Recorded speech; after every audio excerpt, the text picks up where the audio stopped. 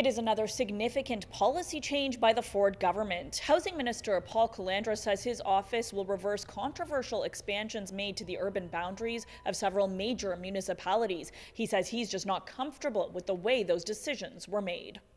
From Ottawa to Hamilton, thousands of hectares of prime farmland earmarked for housing are safe for now from potential development. Clearly, the process was one that I was just not comfortable with. I think there was just a little bit too much involvement from individuals within the previous minister's office on the official plans in these areas.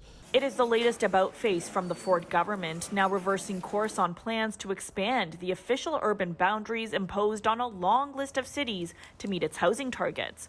Calandra will introduce legislation to reverse the changes made by his predecessor Steve Clark's office, saying he wants to ensure decisions were made in a manner that reinforces public trust.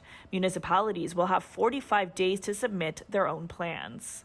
It's about building a better relationship with them. I want to make sure that we work with them, with home builders, to ensure that we can meet our target of 1.5 million homes. It is a victory for municipalities like Hamilton and Halton that voted not to expand boundaries and instead built housing within existing boundaries to preserve farmland and prevent sprawl. The Ford government had overruled their decision. This government has wasted almost 2 years breaking all the rules so a handful of wealthy, well-connected Ford insiders could cash in billions of dollars. Critics say the process mirrored the failed Greenbelt land swap, which is now under RCMP investigation. That's like a shocking reversal, and I don't think the government saw the light as much as they felt the heat of an RCMP investigation. For them to do this reversal is kind of like saying, you know, I took your car last night and I didn't tell you, but it's back in the driveway, so everything's okay.